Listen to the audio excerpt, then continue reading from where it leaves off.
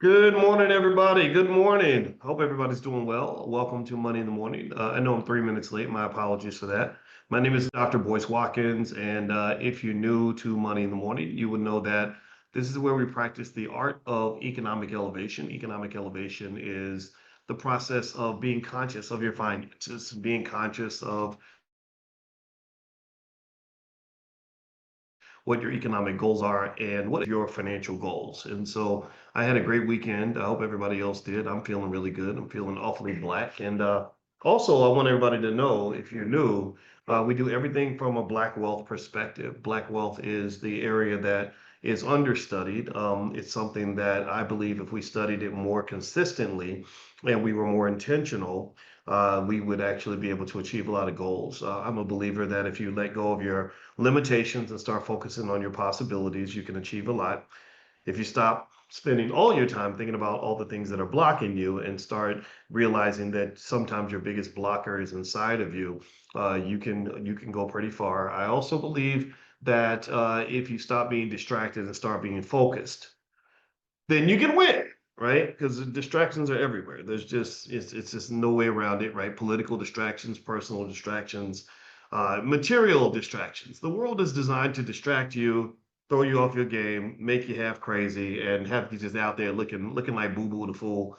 And I don't believe in that. I believe the B1 culture, Black First culture, is winning culture, and that's what it means to be successful. So, um, so one thing I'm thinking about is what does it mean to be a Black wealth builder, right? I just processed this in terms of like what this looks like, and what a framework would look like, right? Because here in the Black Business School, our goal is to establish ways of processing information and knowledge that really don't exist in other places. I'm fully convinced that we're better than any institution on earth when it comes to Black wealth. I really am.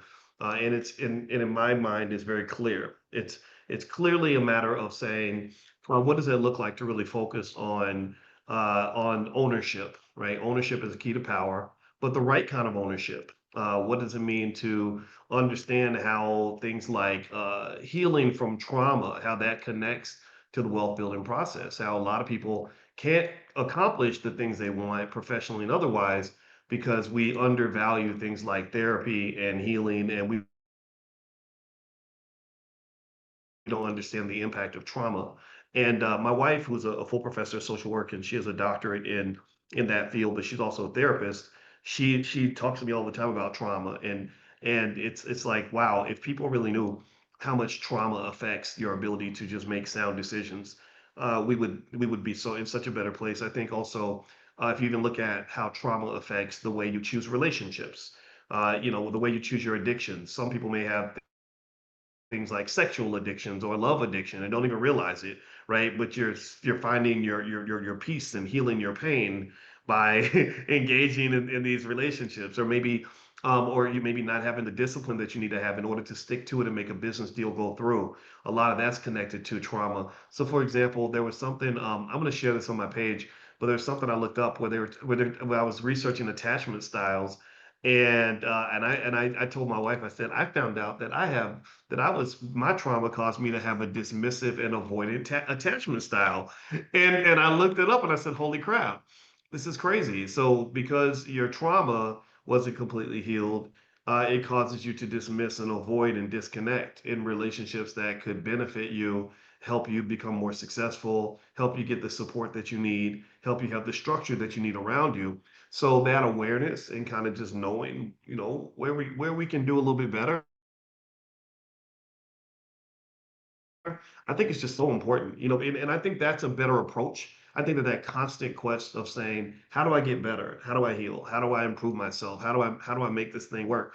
I think that's a better approach than like what I see a lot where it's like I'm going to spend all my energy figuring out who to blame for all my problems, right? I'm going to spend a lot of time talking about how I hate the Democrats or hate the Republicans, and Trump did this and Biden did that, and I don't see that really leading to the result that we're looking for, right? I think peace, inner peace, healing, focus, discipline, being your best self really is what gets you where you want to get to.